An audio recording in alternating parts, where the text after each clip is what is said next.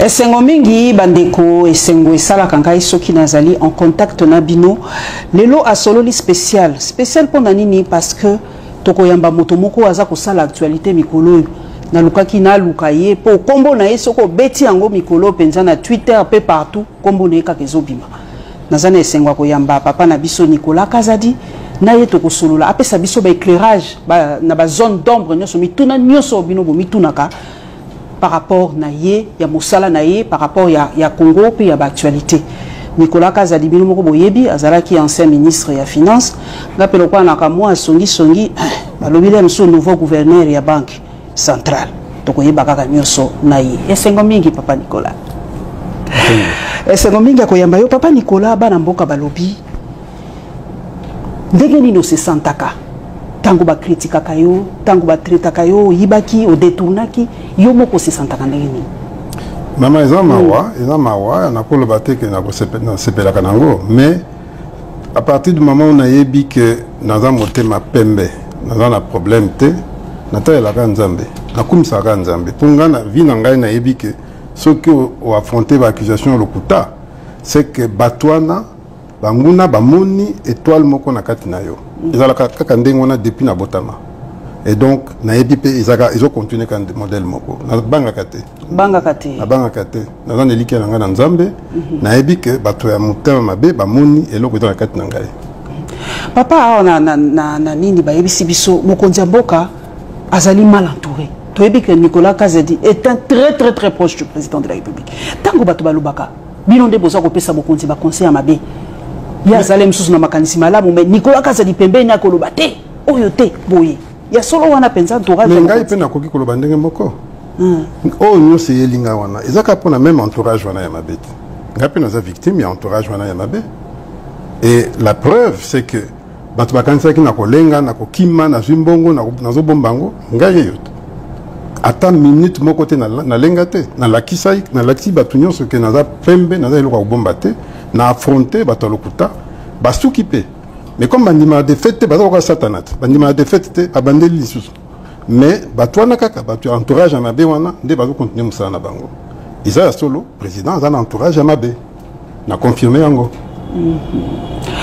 tango bakotanga Nicolas Kazadi eloko liboso bato ngona ka la pandeur forage ba surnommer yo kutu moyena lubango ya lite po biso to kala mo a politesse dossier o ya lampadaire forage yo lokola na zuyo betela biso en lingala facile po bato mboka ba comprendre o détournaka wapi o sala nini po lelo kombo na yo ezala lié na lampadaire na forage ngande fona tuna bino ba journalisme tuna wana po tilelo babani na ba accusation na mega la conférence de presse boy oh on a besoin de conférence de presse eh zongi sa lampadaire zongi sa forage likambote oh to comité na parquet ngabi bon problème ezate ngai moko na kende pas ba juge na loba na panza makamyo za clair et comme ngana la na ba to parquet au mona wapi ngana za olanda bango oh te okoki ko ya te po nanu ba lever ba immunité na te ngabi ça le côté ata ezate na ko ya ko loba et comme ngana la na bango ti finalement ba keiko senga na parlement lever nani pona lever ba immunité po ba yokangai mutu azana elo se reprocher à cause de comportement le quoi yangai kinga moko na kimaka na sima ba juge na ba que non boya to vanda to lo ba makambo to yeba soki ngai na salini. C'est comme ça que je me suis comporté depuis le début Tinasuka. Lampadaire na forage ezali deux projets o ezali que ba signé ngonga na ministre te nazalaki nanité ba signé na ba ministère misusu na gouvernorat ya ville de Kinshasa ngana ebité na futa combien de projets mama depuis en tant que ministre des Finances ngam na memi budget de 4 milliards tiba 16 milliards et vous avez une idée il y a nombre de projets ngana signaka ce qui chaque projet ngana signé et comme mbeba et comme mutaibi et est-ce que ngam na cause na ibi nyoso wana c'est quand même sérieux ngai na signé ndenge ba signaka ba projet nyoso o ya 100 jours oyo kaka bomonaka ministre Yav il to signaka est-ce que balandela ka aye ko témoigner ici o ya matata oyo babengi kitebi yimta signaka est-ce que balandela ka non balandeli mutu oyo azaki ko contrôler si kambongo ezokende ezala kandengo wana mais oyo ngai komi kaka batali kaka ngai rubota mutu azaki responsable balandeli était comboné zobimate malgré que ba condamné on dirait ba ça de l'autre côté kakangai bon on a bien que ça qui complot contre ngai et pourquoi complot contre ngai pour na résultat na sala ki betela biso nano li solo ya forage et banda tango yo yaka okuta kango na niveau nini na kuti projet déjà va signer nyoso prédécesseur nangai ezalaka nani prédécesseur c'est le Yaraguli a commis ministre ya développement rural Oya Kala alobi d'accord na signé une instruction ya hiérarchie a commis yango bien na lettre que nazo futa nazo luka moins natala ndenge na futa ndenge toyokani na kosala montage pour na financement nango ndesika ya sukaki ngasi ko na ye nazwi tanga Nathalie bonabi ah c'est quand même bon ebele Nathalie pe entreprise yango ya Maïka Senga nabi mais ye c'est le premier projet na ye na makoma mayo est-ce ka okoka ngamoko na ba doute na ba doute na commis ah entre temps combien tout ça na ba forage non zaki combien ba forage ezaki 1000 forages 400 millions de dollars ça fait à peu près 400 000 dollars par forage mais c'est un forage simple à boité OK c'est ba station à forage donc ezali différence il faut ba mboka ba comprendre les ali forage ndenge biso sala ka quantité ata ba lobi ndenge nyoto boko boya na bino koyoka OK ezali ba station à forage donc ezali ke ba tie na château d'eau réserve maï et puis traité na maï et puis tambisi yango parfois 2 km 3 km bazwaka normalement ils a projet ndengwana le même type de projet tout ça là on a Banque africaine de développement juste avant yango projet yango comme on a prise tout ça là on forage monsieur et matati 700 000 dollars et maintenant 300 et quelques mille types 700 000 selon Bissika selon profondeur tout ça donc pour nangai 400 000 dollars par forage c'est le gravité. Mais malgré on a monnaie quand même que au projet de ça qui liboso aux comme 700 000 euros on a que château de Basali à béton armé à Munene monsieur on était à 7 km quand on a comparé na on a dit ah na boité tout ça quand 100 000 mais ouais bino 400 000 na moins mingi boke nan botala ngoli lisusu bake batali yango puis bazongi babino biso comme toujours qu'il devait élection, tout ça le sacrifice, tout le sous 340 stations au lieu de 1340. Est-ce qu'on a pas boya? Parce qu'on a vu que la prise à niveau, on a pris à mon ébélé. On a fait l'effort pendant l'accès que nous avons besoin de mon abino, nous avons besoin de mon abinoté, mais bon ça quand même, pour ça l'effort. Baké va discuter avec le ministre Rubota. Le ministre Rubota comme il a le bino. Bateau yo bandimi ba bakisa sur 340 stations à forage. Motema nangé kiti na bi bon to bando futa. Mais pour na ça nyonso. Avant to comme na point wana. Tellement na zaki na ba doute. Na bengisa ka directeur à Banque mondiale. Wazaki wana kala. Français monsieur Jean-Christophe Carré. Na ebisie. To na projet moko awa ya ba forage mais na ebité ce qui entreprise wana akokabe pour asa. C'est la première fois ça modèle projet à modèle voilà. Est-ce que vous avez un moyen de bon on pas na bino que vous ça le même projet il y a 400 millions il y a coupé ça ka batu mai. Ah bien ils ont l'idée moi bien to côté labo to que travailler. Mais au lieu de ça la noki pour moi ça malé de mingi et ça quand en septembre 2023 ne ba ko ba que non to silisi. Oh biso to comme peine élection to ba ki que non to ça la noki pour o ya biso salama avant l'élection. OK. D'ailleurs, tout ça se rattraper, mon pour tout ça, et puis, ici, sur la Banque mondiale, il y a un projet comme on a passé, et là, qui est un peu différent. Tout ça, va forage, pas batté, tout ça, un peu la latrine, dans la classe, dans l'école, donc, comment est-ce modèle, monsieur? Tout bien, non, monsieur, il y a un simple forage, base maille. Et ça, on m'appelle Noki pour battre ce là. Donc, comme c'est comme ça, tout continue quand on a Biswana, on a Biswana, on a Banque mondiale, et on a Bakisama après. C'est ce qu'on a fait. Maintenant, il fallait accélérer.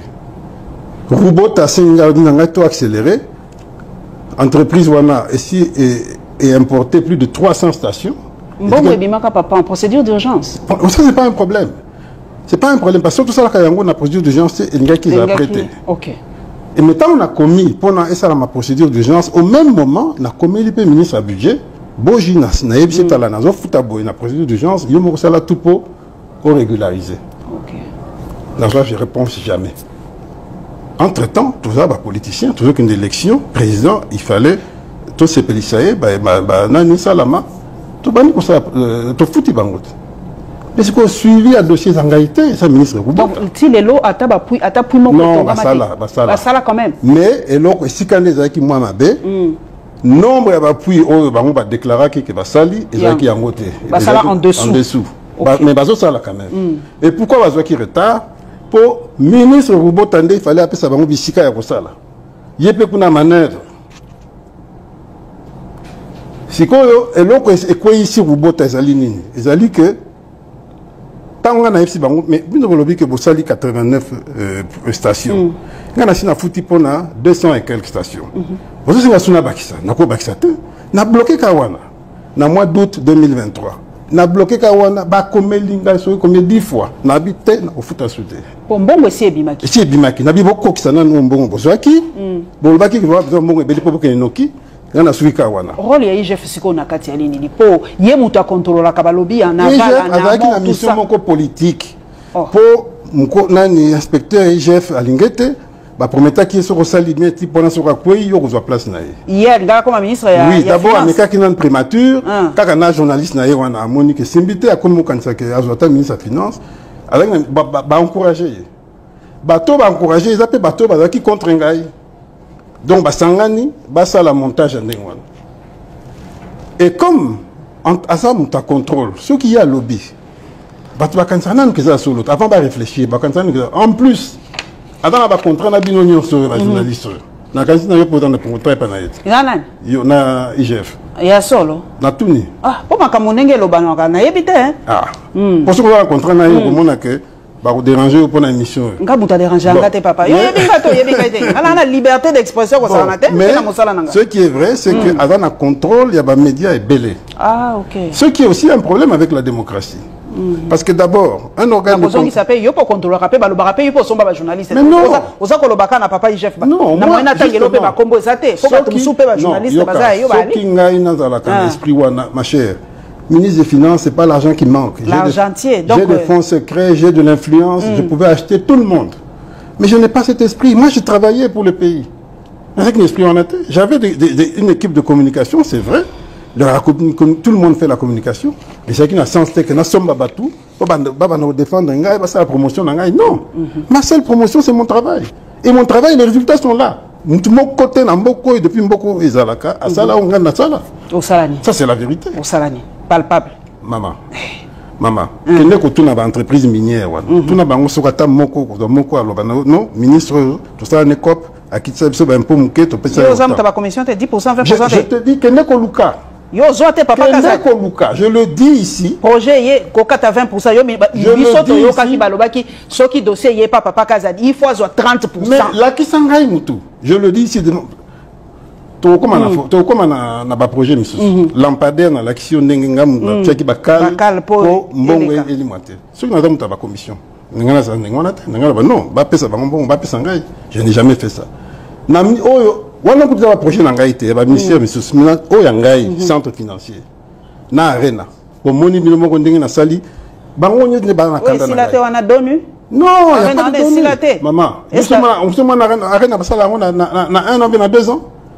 Oh, et puis tout ça, c'est un miracle. Centre financier, tout ça, là, on a 18 mois, c'est un miracle. Bon, il y a un copain qui est bien. Vous avez déjà vu dans quel pays, ça dit 100 000 mètres carrés en 18 mois. Ça n'existe pas. Batamo qui ne pas comme ici. Kakabinonde, pour mailler les l'équipe, mais ça, tu as esprit. Esprit à critique, et la tabino. Ma belle, quoi critiquer, ma belle, comment ça bino makasi? Oui, mais critique constructive. Et puis critique, c'est positif, non négatif. Ce que j'ai bien, il faut qu'on dise. Mais là, on a. Mais oui, arena, on va bien simbo 2 fois, 3 fois. Deux fois, non. Et si la caté arena, on est jeune Ango, c'est 104 millions. Et bien, manioso. Comparé, non, on a limité. Mais on a évité quand on a kenda et si la caté. Ok. Mais comparé à l'arena, mais c'est Afrique, c'est la moins chère. Pourquoi besoin de bangoté? Pourquoi besoin de battre que Ngaï, Bayokanaka première fois 125 millions et comme il joue à signer et comme 175 millions. Nana Matessi. Ah, bon, bien on va investigation. Pourquoi personne ne s'intéresse? Pourquoi l'IGF ne s'intéresse pas? Pourquoi vous, là, les soi-disant journalistes d'investigation, vous qui payent en côté? Bon, que nous tournons. Pourquoi ministre à lobby en c'est grave. Bon, tout, non? Pourquoi Ndengeni ne komaki de 125 à 175? Ça, c'est un. Deuxièmement, bon, tout, non? Ministre Nini Oya Sengaki que Babo Mango, et Salingaï. Naïbsi président a soutenu Ngaï to Bomi Ango. Yo kan siki on article tranquille. Bon francophonie, yo pe batanga on a. Non, francophonie kutungana dans la kanda nango makasi. Oh. Pour naïbi ki basali ba bu moko ya kosakanate. Ba détourner mingi na francophonie hein. Mais comme bazaki entre bango ba yebani. Basali makam na bango. Moi au contraire ba gangelanga une fois. Pour na kritikaka makambo ya francophonie on a dit metala. Est-ce que c'est normal ndenge mataboy? Mais en réalité, moi je n'ai rien à voir dedans. Mais le problème dans ce pays, quand tu es dans la mafia, tu n'as pas de problème. Ah. Quand tu n'es pas dans la mafia, vous n'avez pas de problème, belé. Parce que tu déranges tout le monde. C'est ce qui m'est arrivé. C'est ce qui m'est arrivé. Mais pourquoi aucun journaliste n'a relevé le fait que lui au moins, et l'autre qui 125, bah, comme si on 175 millions, à BBC Ango, Poison Sango a 104 millions. Pourquoi personne n'en parle? Non, il a sous-facturé. Il a sous-facturé. Pourquoi personne n'en parle? C'est pas normal. Un pays comme ça, c'est un pays qui n'a pas d'avenir. Et l'autre clair, pourquoi personne ne reconnaît que il y a un lampadaire, il y a un blocage. Si quoi lampadaire, et ça m'a combien? Bon, lampadaire, c'est 2500. 2500 lampadaires. Si quoi? Non, il qui commande à 2500 lampadaires. D'abord sur le prix. Et c'est comment? C'est comment Nyoso? Grâce à Ngaï. Ok. Ce qui a été, mais c'est pas Kabolambongo. Oh. Grâce à Ngaï. Contre l'avis de l'IGF. IGF a dit qui va payer sa fournisseur en bon. Non. 30% si coquille, monsieur Soumsa les salama. Mouta commission elle se comporte comme ça. Donc c'est tiama. Non, et sur la la commission se comporte en ngwana. Elle dit non, vous vous payez 30% en salam sala au etikali, au foot à la fournisseur na pour tout assurer que bloque comme. Et si ce moment mouta commission à se comporter à boy. Ça c'est un. Pourquoi personne ba commission a été ka ko finga na yopé ka ko finga. Na yopé. Nanga ipe. Ofinga nga ipe. Ma bete non ça musala ngai. Ofinga ngai. Musala. Ah le na finga yote na lobby na critiquer. Nga tuka na finga kate papa na ngai dikanga nga bongo te mais soki na critiquer. Na lukai na leo na luki yote pesa ngai éclairage. Na finga te. Papa Nicolas Kazadi. Ofinga ngai ki naza voleur que na. Ofinga eza loko mususu nga na finga kate papa. Eza ko finga te. Na même c'est le ba tweet na yo. Eza loko te na sina. Na pardonné bien. Donc otanga ba tweet nanga menga la finga kate mais tolobaka o tolo lokolo ya wana lelo tolobite to luka yo kasi opesa biso lokolo lobito finga yo. Bon, l'issue non so sa politique il faut ndima peka moi wana. Nasi yango na limite. Ndima kaka. Makambo ya nani ya balobi sur facturation ba lampadaire. Makasi. Maman, lampadaire oyo bazolo ba wana ya Solectra. $4,900. Au tali capacité nango 60 luxe. Lampadaire, il y a Proton, il y a groupe Raoji. 30 luxe, donc la moitié nango, na makasi. $6,200. Mais on a pas mouni angote, et les clients ont kabou. Kakao wana nde ba sur facturation. Sur facturation, ngam na chiba kal pour ça là. Vous avez bénémi et belé, hein? C'est ça le problème. Yo te kota ka mafia te, vous avez bénémi et belé. Ah, on lobby ango bien. Mais na kota mafia te. Ceux qui prennent na zanga poste. Botika na ba poste na bino na mafia na bino. Ngana za kunate. Je suis heureux, je suis bien. Maman, je suis libre, je ne manque pas. Reprocher moi orgueil, lobby au beta rapé tout le mingi tu es pour émission moko salaka lobby au bengi chef de l'état na téléphone lobby orgueil les kiyo papa. Maman, orgueil les kiyo. Donc tant bazo finga boy nandima na loba c'est quoi ça? Na za yuma na bango? Na yuma na bango te? Donc yo benga télé bengi mo konzika boya pesi pe réponse kaka boya donc il faut le bango bazo reprocher bino balobi makamunyo so bino bosalaka na kuku boni ko pesa ngona na porte bozo kitisa mo konzambo il faut le baka ko benga mo konzambo en quoi na kitisi mo konzi ceux qui na lobby que grâce na soutien na ye to parvenir ko bebisa cop moko ya batu frappe moko ya batu ya 50 millions et lo koni na sali na babe wana tango baninga bakango na aéroport awa tango ministre de justice ataki moi est-ce qu'il fallait le baka que mon continent mtasova pas ni bozote mon problème parce que le mtasova kayo asovanga ité yenda permetaka yo bima na aéroport non maman oya permetanga na bima ezali procureur général près la cour de cassation azoka injonction mon kondi alors c'est faux il a signé mukanda pona bima na komi na moment ko bima ministre na bino ya justice oyo nde akomi ko sala agitation Fouti batou, nous ça la tweet, balo que non, kanganga qui na voyagé et tout. Hier nous a intervention contre la justice et pas mon chef de l'État. Pauvre Nabimate. C'est ça la vérité. Donc ceux qui nous a sali intervention, ils allaient ministre, ils allaient Ningai, ni chef de l'État. C'est tout. Alors, mais vous le savez, vous avez la capacité de comprendre. Mais n'hésitez pas à vous sélectionner Marama Oloba. C'est ça la vérité. Lui, il a fait une intervention. Ok. Papa Nangai, balobi, papa Nabiso Godin pour yalobi, en tout cas, gestion mikolo ya finance publique ya malamoté.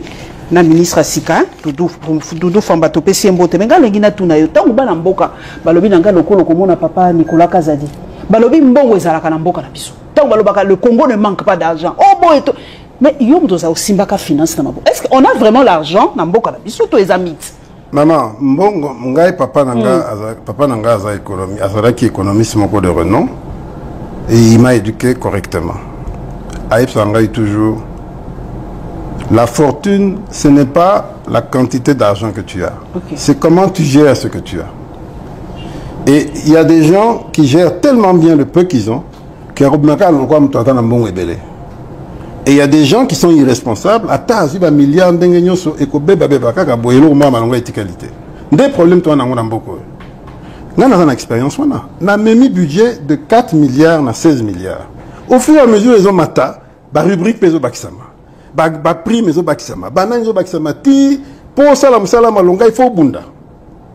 So bundi te zo kenekabwe. Pour moi été dernièrement basu 30 millions de dollars jetons de présence de Mikabi. Oui bien.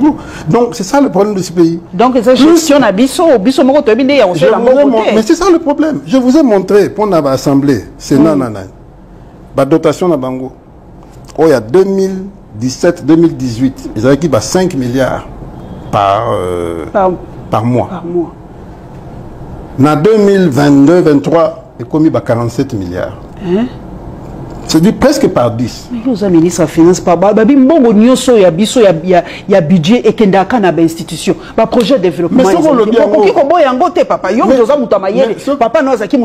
mais 80% du budget qu'on a dans l'institution. Mais ceux qui ont le bien, c'est ça qui m'arrive. Mais c'est la culture congolaise. Tolingi, jouissance ming. Ceux qui m'ont dit, tokabolanan, toko réfléchir après. Mon projet, tokabolinan, toko réfléchir après. C'est ça le problème. Mon fonctionnement, tokaboli, tomi petit salaire, prime, toko réfléchir après. Comment veux-tu expliquer que, dans le premier mandat Mobimba, l'État a créé 53 établissements publics à Sika. Donc c'est des gens qu'il faut payer et tout ça. Et puis on les crée en cours d'année. Même pas de prévision budgétaire. Oui, on les crée kili. 53 en 5 ans. Donc, et puis ils commencent à recruter et puis ils n'ont même pas de cadre limite. Alors, comment recruter, tout ça. Comment veux-tu qu'on s'en sorte? C'est ça le fond du problème. Mais bon, yom tokuta na mokonzo ça qui que ça ne va pas. Na conseil des ministres, non obeta lisoni. Toye mais ça matata. Quand ça c'est simple, ça matata.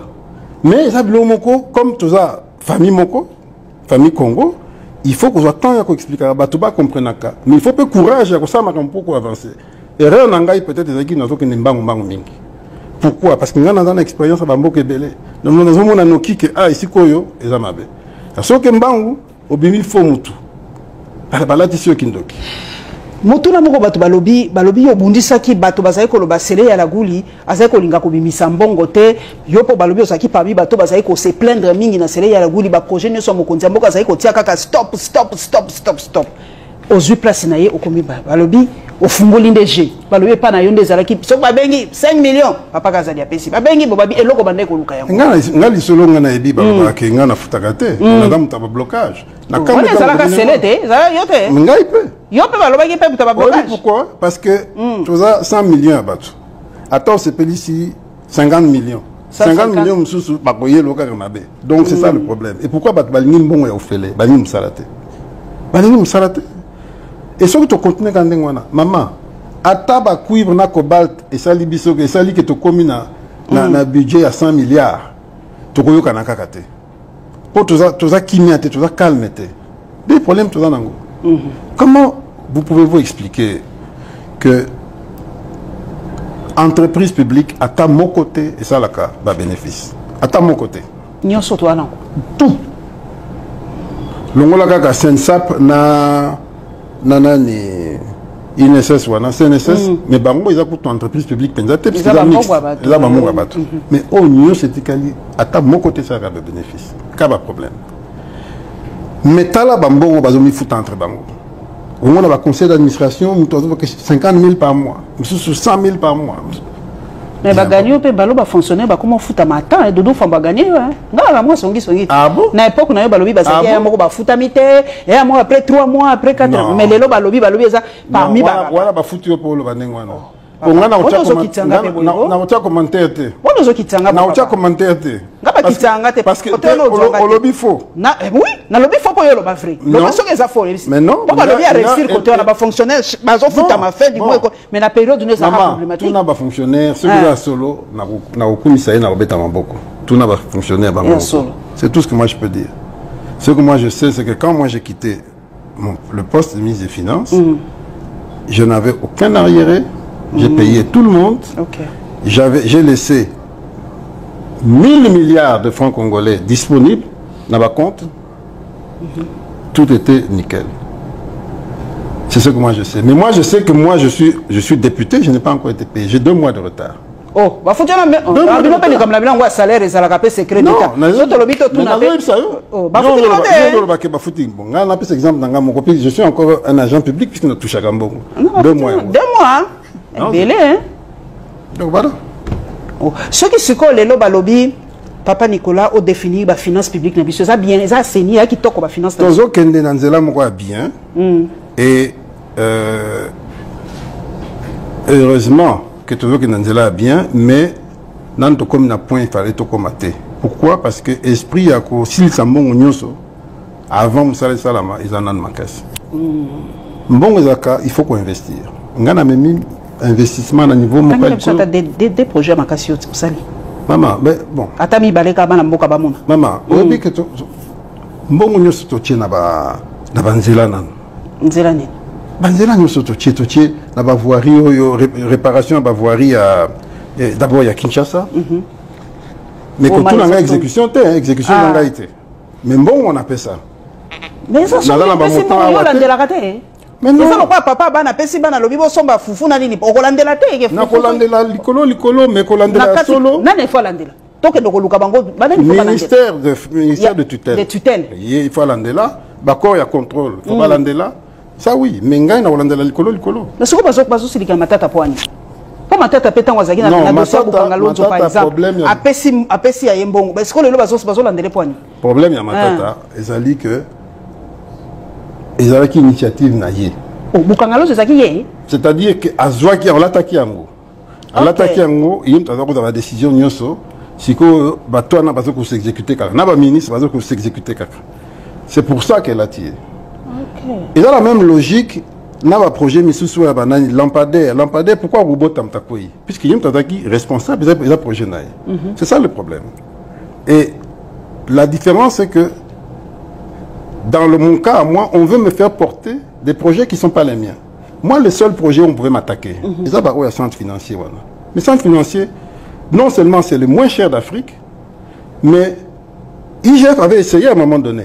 Mais quand il n'était pas ça, là-bas, chrétien et tout ça. Mais tant on a siliki dans tel bango, bah comprendre, yemoko alingete sali communiquer pour le bac non, il n'a rien à voir. Oh, nous sommes bilobela. Et donc, moi, ma bête, mon de ces projets ont continué. Mais bah immunité, les lopes banamboka, ils a dossier, papa ma tata zako se plaindre à lobby, bon, il y a papa Kazadi, bah immunité naie, tout ça. Bah tu vas comme les locaux comparer on papa ma tata. Pour bazo mon arra, il y a pas ça la finance, il y a finance. Immunité aie, bazo ni gakolo molangote. Moi confusion moi oui ma tata c'est un ami. On a travaillé ensemble à la Banque centrale pendant plus de 10 ans. C'est un ami, donc malgré que tu cabouana politiquement, nous avons moi compassion pour nous. Parce que même Bozab, adversaire politique, n'a pas souhaité nous m'abêter. N'a pas dit qu'il ne faut pas. Mais ici, il y a confusion dans ça. Confusion dans ça, c'est que, pas seulement hier, c'est que hier, il y a une instruction préjuridictionnelle, donc c'est-à-dire parquet. Il y a un déjà, comme on a un niveau à jugement, il y a un tribunal. Et il y a le immunité, au niveau à Sénat, dans les législature passée. Donc c'est fini, on ne peut plus faire marche arrière. La loi ne prévoit pas que parce qu'il va nommer, élire après, non. Rétroactivité. La loi ne prévoit pas ça. Donc immunité. Non, sur ce dossier-là, ça va continuer quelle que soit l'élection. Sauf peut-être si vous avez élu président de la République. Oui, la loi prévoit que toutes les poursuites sont bloquées jusqu'à la fin du mandat. Mais pour non, ça doit continuer. Non, conseiller Nina qui n'est pas à Kosamba. Moi, je vais vous dire. En tant qu'ami, moi, j'avais même des doutes sur les accusations contre lui, parce que Naïba qui ne pas à Linguete, je connais la légèreté de l'IGF. Donc j'avais des doutes. Moi-même, j'étais victime. Donc j'avais des doutes sur la consistance des accusations contre Matata. Mais quand le peu que j'ai entendu là, j'ai dit non, là, ton honneur est en jeu, tu dois aller t'expliquer. C'est ce que moi j'aurais fait, c'est ce que moi j'ai fait. J'ai fait ça. Mais oui, moi j'ai été au parquet combien de fois? Avant même Yoka. Avant Koutou, le Parlement est autorisé. Na bandi ko tchaba pression, ti babani ko yokangai mke. Tu vas dire non, et si ko yo, bah ko reprocher biso, il faut tout régulariser. Bah comme le Parlement est créé moi commission moboye dirigée par Guy Mafuta.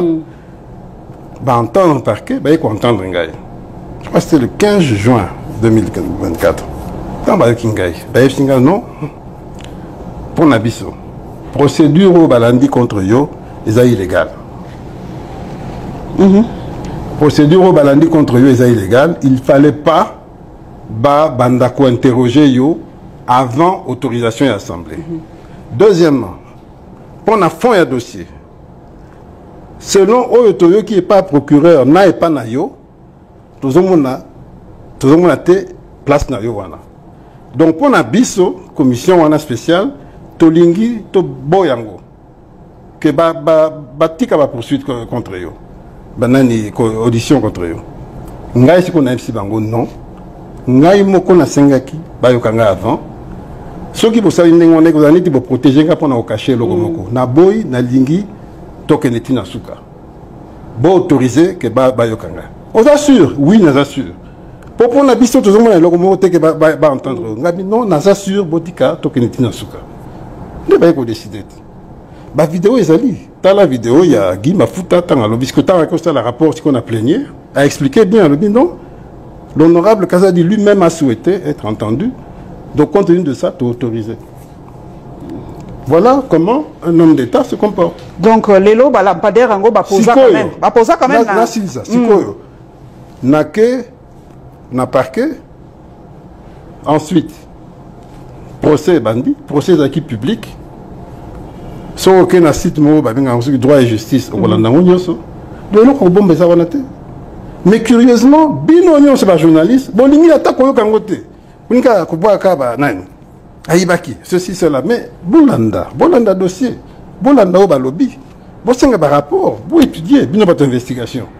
Bolimi Angote, Kako Finga. Papa, on a un journaliste d'investigation. Quand il y a un plateau, on a un journaliste d'investigation. Moi, c'est l'interview. Ba investigateur, na ba investigatrice, bazoboa ki ande bino. Papa nangai.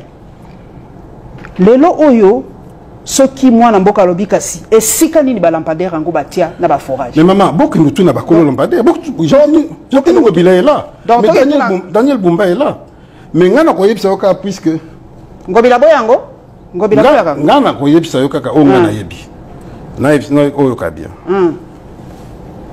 Ils ont acquis 2500 lampadaires. Va fournir, je crois, 1900. 1900. C'est-à-dire qu'il va 600. 600 en gros, il fallait, je crois, la route de Matadi. Route de Matadi, en gros, babandi ko timola, pour batia banani, ba piquer, batia lampadaire. Entre-temps, Daniel Bumba a zui et Bonga ya gouverneur. Daniel Bumba a 5 entreprises, alors dit non, bo stopé na nouana, pour bisoto lingi to tiango na nzela mususu ozotongama. Tongi yango supunate. Bah on va le bon problème est mais entre-temps, tout ça il va dépense. Déjà tu perdre un bon on a projet on a qu'à prendre ma IGF, mais tout ça il va dépense, tu timolia ou et tout. C'est quoi ça tout côté la place mususu nanya au foot abisso. Bah bindon bon di makaka tout ça ni bandimi ba là. Ça fait 5-7 mois. Gouverneur azoko ko ça monter que bochango isika boy. Donc tout le matériel est là, ils ont bloqué. Ils ont bloqué. Mais quoi qu'on peut battre? Justement, c'est ça le risque. Surtout que, donc les 600 lampadaires ils ont bloqué. Surtout que lampadaire en ça la cana batterie. Batterie, ils ont la garantie à 4 ans. Oh. Mais si vous comptez tant et ça là qui n'a matériel. Il déjà 4 ans. Et tu as comme déjà 3 ans. Natangela opo yo ebisi biso arena o ya biso ezali moins cher. Ba ebisi biso Kigali arena 10 000 places 16 millions d'euros. Dakar arena 15 000 places 16 millions d'euros. Kinshasa arena 20 000 places 105 millions d'euros. Maman, est-ce qu'on dit bien en gros, 10 000 places dans 16 millions d'euros à taille? Hein? Non, c'est du n'importe quoi. Mais c'est ça, qui n'a pas appelé ce chiffre là? Ce que j'ai Bengana.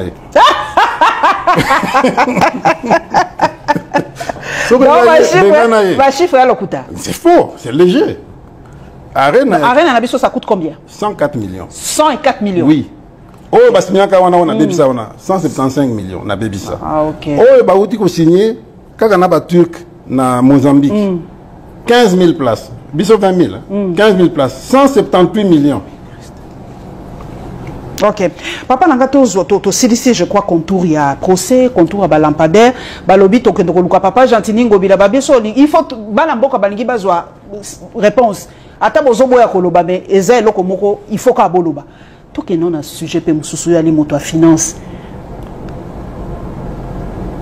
Protocole d'accord, obiso tongito signé, na ba américain. Balobi pe baboyi yango, ba pesi biso sous 2 mois.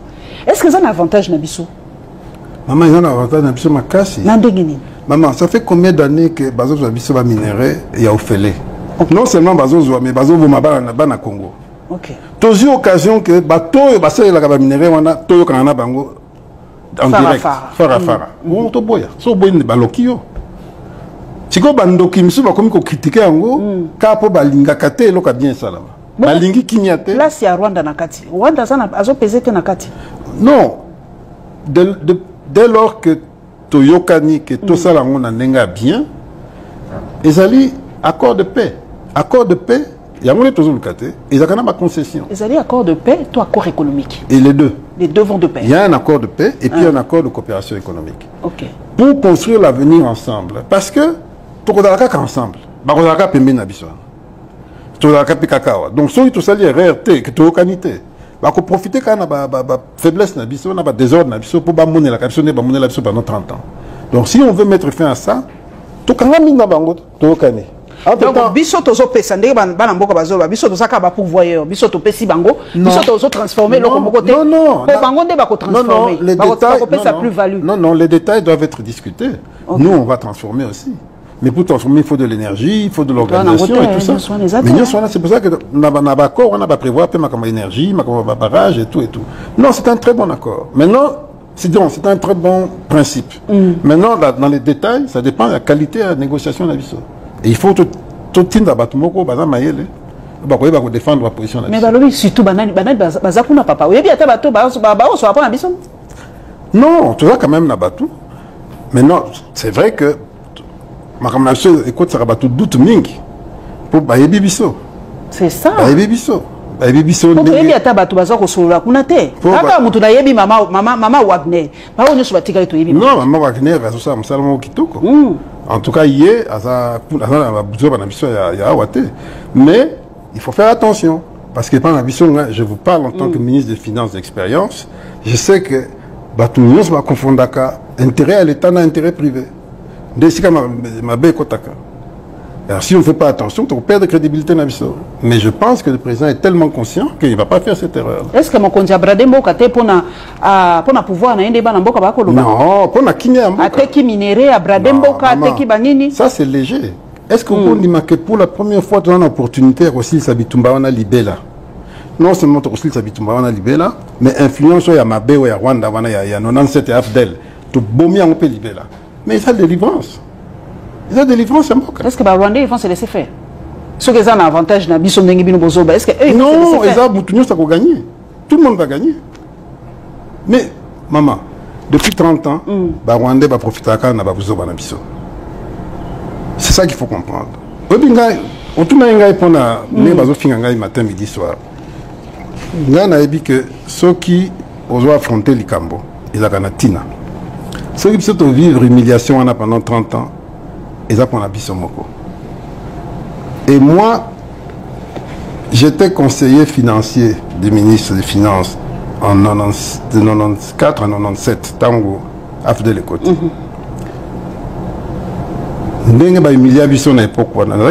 J'avais même pas 30 ans. Et Tikalao. Quand on a amené à Bafdel, on a dit jamais na vie n'angai. Après, on a quelque chose libanda et tout. Quand on a quelque chose na position il y a ministre des Finances, dans le lobby Nzambe a lingi que peut-être tout royo, tout longo la humiliation tout soit kana 97 toi. Malheureusement, Armée Nabiso, ils ont un rendez-vous à Nate. Armée Nabiso, les coca qui m'a camoté. Donc, quand on a une diplomatie, ils ont chance. Pourquoi ils ont chance? Parce que tout ça, l'institution est en place, président, vous allez élu proprement, tout le monde côté à contester en vous. Contestation, ça m'a cassé. Sur l'élection à 7 jours, contestation, ça l'a qui? Maman, vous pouvez contester peut-être sur les législatives, mais présidentielle. Il y a président, c'est impossible. Pour qu'il me meille. Et donc, c'est parce qu'on a cette chance-là d'avoir des institutions. Parce que Bitumba Afdel, pas ceux qui ont des institutions, alors qu'ils ont des minéraux. Mais tout le monde est que Bisso, tout dans l'institution. Nous avons un petit poteau. Ils ont chance, Bisso. On fait cette négociation, on finit la guerre et on continue la démocratie. C'est quoi, Balobi, Corneille Nanga, rébellion, au vivant qui Afdel. Oui. Est-ce que rébellion et Salamalelo na Corneille Nanga, ils ont la similitude na o Salama Afdel? La seule similitude dans mon thème Mabé, il y a Rwandais, na ba traître congolais, balinko sakana mboka. Ko ba moni biso bazoba. Et ba la pena tu peux comprendre ne ba moni se bazoba puisque façon de gérer makambo parfois. Et puis ça va pousser à ko ba bateau, bazo comprendre que ba na mboka munene, ba na mboka kitoko, so ba comprendre que tu occupé ango. C'est ça la seule similitude. Mais il y a tout le monde mais revendre autour d'une table.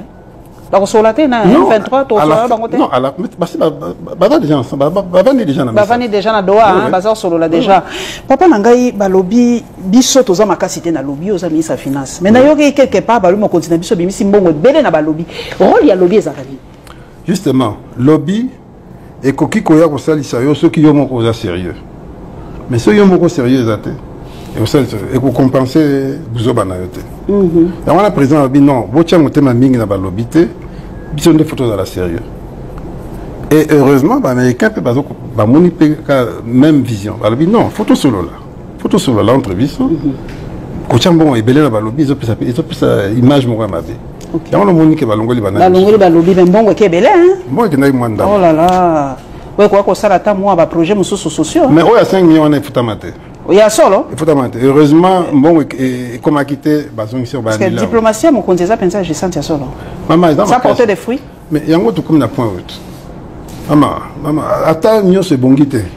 Mais na point oyo, to commis, les alliés pour, ba commis koyo kabiso. Diplomatie, ils en ont bien été, tu en as ma belle, il faut ébélé à ça, tu en as la chance d'avoir un ministre, il y a bien, ou à solo va bien. Mais ce n'est pas suffisant. Il faut un réseau d'informations, d'influence. Carnet d'adresse sur aux Zangui. Oui, mais c'est sérieux. Si l'autre aussi carnet d'adresse sur sérieux d'être aux Zangui. Parce que ceux qui sont sérieux, ceux qui lobano, ils ont dit que tant yo lobby, c'est ça la force. Papa Tozo qui m'a qu'est-ce que moi j'ai fait? Moi, je suis le premier ministre des Finances qui a terminé un programme avec le FMI. Programme de FMI. Non, jamais. Non, c'est pas la même chose. C'est pas la même chose. Mais moi, j'ai fait ça parce que pendant 3 ans, ce que je disais, c'est ce que je faisais. Mais FMI peut bon ça en bocate et d'arraper dans développement. FMI balobi a rendu comme bon mabiso les sous. Non, c'est comment vous sur total Ibrahim Traoré raboyi coopération na institution ba Bretton Woods. On dit que Burkina ba uti ko comme la FMI, c'est quoi? Ba commune ba singi ba aide. Ba singi aide. Vérifier. Il y a solo. Non, maman, réalité, c'est la réalité. Binonde bolinga populisme mingi. Boke neka na populisme boko kufa. Il y a solo. Mais mboko pe lingi populisme mingi. Et yango ndeko bomamboka. Donc ba comédie bango na kuzuke ba ko sunga bango hein. Nazo yebisa yo kende ko vérifier. Ouais, to ko vérifier pour nga biso to ka pensa ki bakati coopération ba vérifier ko mona. Mais balobi papa soki mboka pezo géramé na moi panka balobi bino bato IDPS. Yo ça d'abord na kani. Kabundu to oyo mususu kabuya to na kante ngai kana ngai za UDPS point mais ezabi bale bozana deux secrétaires généraux ndaka moko papa ezaka mo nkola na babilo kona te mais image bozo pesa biso yango wana non ngape nazo regretter image wana parce que on mérite pas ça ezaka ba obi hein c'est un pays jeune les gens sont jeunes démocratie en sika maele na ne quotidien te mais il n'y a qu'un seul parti et c'est le plus grand parti du pays.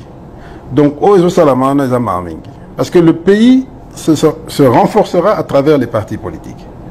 Et c'est dommage que le plus grand parti, qui est un des rares partis qui a une vraie histoire de combat, et contre la Makamaboy. Mais 32 ans de combat, en tout cas, c'est bien le pouvoir et le côté. Mais le côté, mais Tobimsi Mboka na Makamebele. Combien de morts? Maman. 10 morts. Maman. Ça c'est vrai. Qu'est-ce que vous faites? Étendu à ma problème. 6 enfants par femme. Ok, moyenne. En moyenne, 5,9. Donc ça veut dire que au fur et à mesure ça va être fort, et donc il faut mbongo pe bakisama na mayele. Mbongo ezangi na mboko. Mais est-ce que na Congo mbongo ezangi quand les gens détournent 500 millions, 100 millions, 4 millions, 5 millions, les gens se demandent il y a l'argent. Non, d'accord, mais même na ba détournement, il faut voyer ba oya solo na ya lokuta. Parce que la même bouche là qui est censée dire la vérité, et qu'on va lobby vérité à lobby et lobby à lokuta. Mais ce qui est vrai, c'est qu'il y a encore beaucoup de gaspillage, il y a encore beaucoup de détournement, on ne peut pas nier. Et petit à petit, il faut que raison pour laquelle moi j'ai dit que à partir tout dans le niveau moko, il faut que chaque année, n'engé balandelaka entreprise pour l'impôt, balandelaka pa individu. Oye na mutuka, batali mutuka ngwa sobaki en camp, sobaki en ndeni.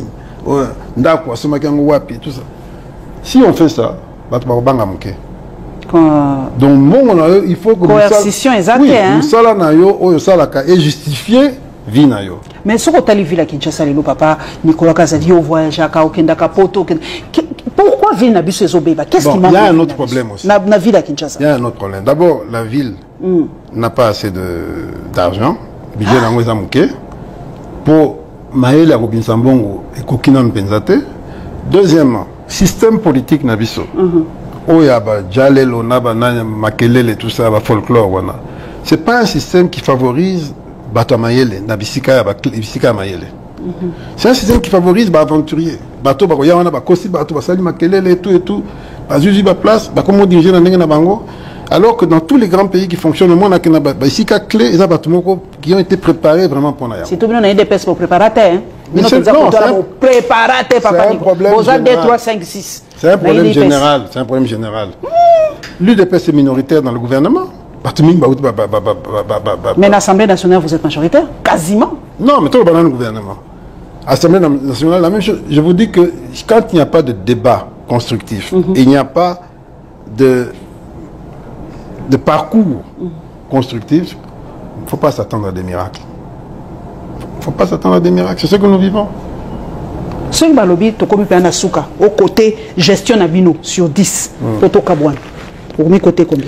Dans la discussion il y a 2 jours, tu vas comparer régime Nabiso, régime Akabila, na régime il y a Mobutu.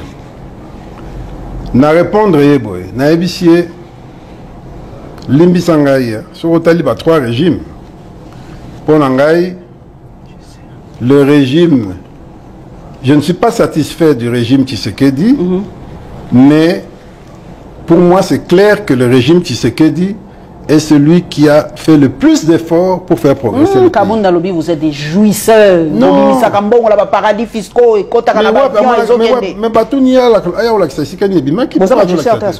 mais non, jouisseurs, c'est les Congolais qui aiment la jouissance. Les Congolais aiment la musique, ils aiment la fête. Ça, c'est une nature congolaise. Malheureusement, ils ont bêté. Mais malheureusement, il faut les accompagner dans Moussala. Moussala est amouké. Et il faut comprendre que Mboka, tu importes à Gagnos, tu importes à Maïs, est-ce que l'on a quelque chose? C'est bien, il faut continuer. Mais si aux comparaisons, sous mon bout, sentir qu'ils ont bébé de plus en plus. Non, c'est-à-dire que les défis deviennent de plus en plus importants. Et puis, Mboko to Eritaki et Koyaki Mingi. Mais il faut comparer effort, pouvoir et social. Effort, pouvoir et sali, par exemple, pour l'éducation primaire gratuite. Oui, la gratuité. Oui. Non, tant que vous avez banamike, gratuité, vous avez qui? Mobutu, vous avez la gratuité. Mais le même Mobutu, nous avons fait. Avant Kende. Il fallait qu'on bande là. Kabila a sali en côté. Tshisekedi d'ailleurs aux Ongelango. Donc à ça il est fort. On a aux zones c'est là quoi bien. Mais il faut temps, il faut moyens, il faut sérieux, tout ça, c'est ça le problème. Donc quand je compare les trois régimes, je dis que le régime de Tshisekedi est celui qui a fait le plus d'efforts pour progresser. Ça ne veut pas dire qu'il a donné plus de satisfaction. C'est pas la même chose. Ok. Merci Papa Nicolas Kazadi. Mais moi, à mon tour, le prochain gouverneur, il y a Banque centrale. Biso na rumeur na Congo 9%, 9 sur 10 c'est solo hein. Maman naïf ça yo. Gouverneur à Banque centrale. Aza élu, aza nommé pour 5 ans. C'est un poste n'est pas magistrat tout ça donc ils ont une règle nango. 5 ans. Pour Longwa, il faut démissionner. Faut bien nommer place mon sens. Nous avons un tel lokoni asali pour balongola et sikazawana. Donc mandat naé est aussi là en 2026. Donc nous sommes à bilobela abatu na évité. Mais ça va nommer on dit manayo. Ça va nommer on dit manayo. Non, j'appartiens à un parti politique, je suis au service de mon pays et de mon parti et du président, ça y a pas de problème, mais il faut dire les choses comme elles sont. Ok, donc ce que vous avez vraiment parmi mes ambitions à yoter aux la gouverneur, binope ba congolais botika pe moi songi papa nani Nicolas Lobier soki ba pesier a kondima na parce qu'il est au service il y a parti politique na ya UDPS mais UDPS peso pia biso moi son y ndenge yo moko lobi bon mais kana ko bongisa na UDPS grand parti ndenge papa Nicolas Lobi bobunda voilà qui s'abisso fruit à kobunda na bino po bozola qui s'abisso ezopia biso moi. Merci papa Nicolas Kazadi en tout cas d'avoir permis à ce que to ko solo la po au chrétien biso trop ba journaliste depuis émission mon alanda au chrétien biso fort yanga lobité na kozong sa chrétien na ngamona ko lukai bien que yo lobito lukinga beto lukani kaka mais attends la chrétien bino tout ça ensemble. La preuve, c'est que tu coûtes kaka. Merci en tout cas, vous s'abonnez massivement dans la Lyon TV officielle. Pena betando oyo beaucoup mon émission oyo. Merci na papa Nicolas Kazadi. Merci na bino ba téléspectateurs, na téléspectatrices na biso. Tokomona na balasi.